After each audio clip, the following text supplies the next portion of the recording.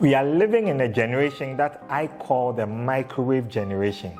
We want everything cooked and done in just a matter of seconds, as the microwave oven does. You see, a young person starts a new job, and within 3 months, he wants to drive the same Mercedes-Benz that his CEO drives.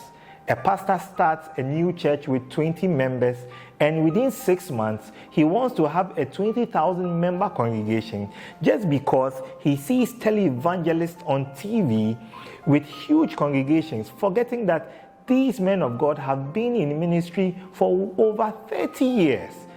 A young person starts a business, let's say a restaurant business, very impressive by the way, but he or she is desperate to have a chain of restaurants with 1,000 units in just 2 months of commencement of the business. Beloved, don't get me wrong. I'm not saying that don't be ambitious. All I'm saying is great things take time to build. Most of us are riddled with debt that we cannot come out of, just because we wanted to make things grow faster than their time. We have borrowed money we don't have to buy things we don't need, just to impress people who don't even care.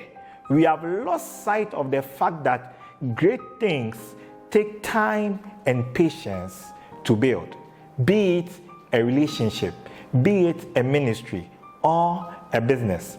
If you read the Bible carefully, you realize that God took everybody he chose to bless through a process before finally blessing them. He took them through a time of waiting, and when he deemed them fit to be able to handle the quantum of blessings he was bringing their way, then he opened the windows of heaven upon them. Abraham took 25 years before he could have Isaac. It took David about 13 years to ascend the throne as king of Israel, even though he was anointed by Prophet Samuel at a very tender age.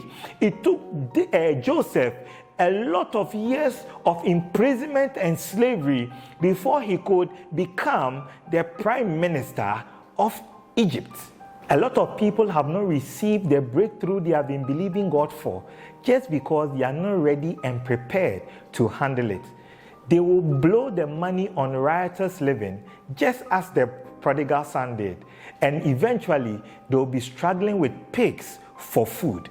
Now listen to this. A gun in the hands of an army general will win a war, but the same gun in the hands of an inexperienced recruit might be the loss of many innocent lives. One of the biggest enemies we face as a generation is self-comparison. Instead of focusing ourselves and building our capacities, we are busily looking at what the one next to us is doing. And when we feel, in quotes, that they are being more successful than us, we tend to imitate or mimic what they are doing, which is mostly to our detriment, because what they are doing might not be in line with the plans God has for you. Jeremiah chapter 29 verse 11 emphatically states that God has tailored plans specifically for you and only you, and those plans are good. Beloved, all I'm saying is don't rush things. Take your time. Have patience. Gather enough experience. Be humble enough to learn new things. And you see unimaginable success in your life with God leading you every step of the way. God bless you. Shalom.